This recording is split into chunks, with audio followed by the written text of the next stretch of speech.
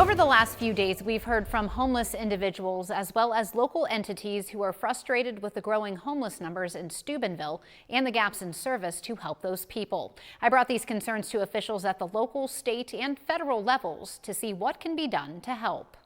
I would recommend that those who may be able to make change at more of a government level, that they might consider bringing in a consultant. At the Housing Authority, we are applying for the Ross grant. It's a federal grant that would provide social services within JMHA.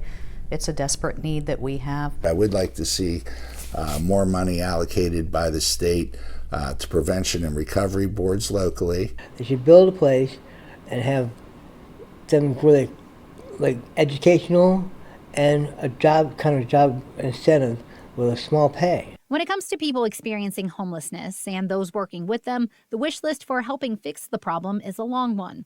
Locally, I asked what can be done at the city level. What are some moves that we might see from city council in whether it's helping them or helping, downtown businesses or some of these organizations that help? That there's a really good question. I mean, us as city council, we can only do what our ordinances and stuff let us do. I think that's going to end up falling back on the organizations that are bringing the people here. Right now, the closest state-operated facility is in Mascio, which is about an hour-and-a-half drive from Steubenville. Recently, Coleman Services broke ground on a mental health services facility in St. Clairsville.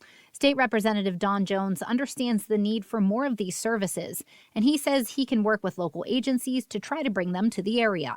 Is that something at the state level that you guys reach out to different companies or can talk to people about putting in spaces, maybe not even in Steubenville, but somewhere that's more of a stone's throw than having to go to Columbus? Yes, and that's a great question, Jamie, because that's what started the whole conversation with Coleman Services.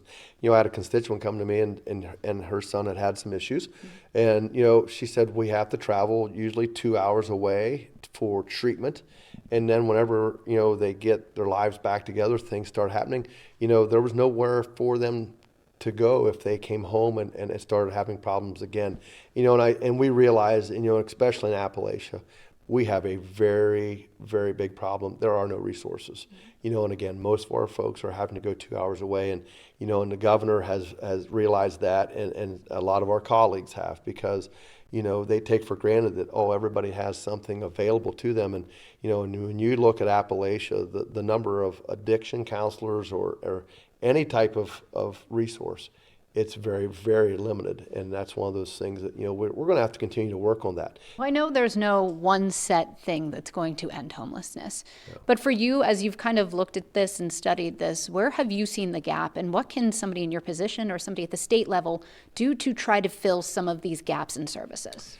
Well, that's a great question, and I would like to give you a great answer, but I think it's going to take a lot of work by a lot of different agencies.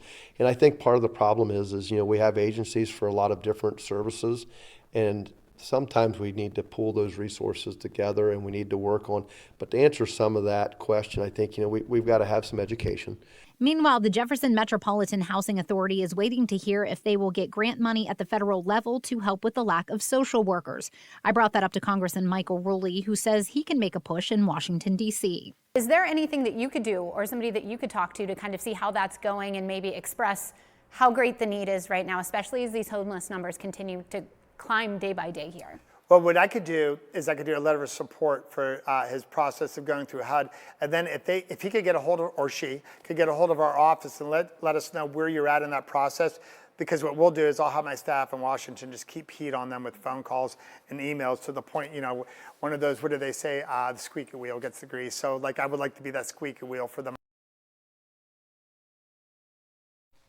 Again, there is no one-size-fits-all solution to homelessness, but the Homeless Coalition is inviting everyone in the community to their quarterly meeting Friday morning at 10 o'clock at the Towers building. I will also be at that meeting, and we will have continuing coverage tomorrow.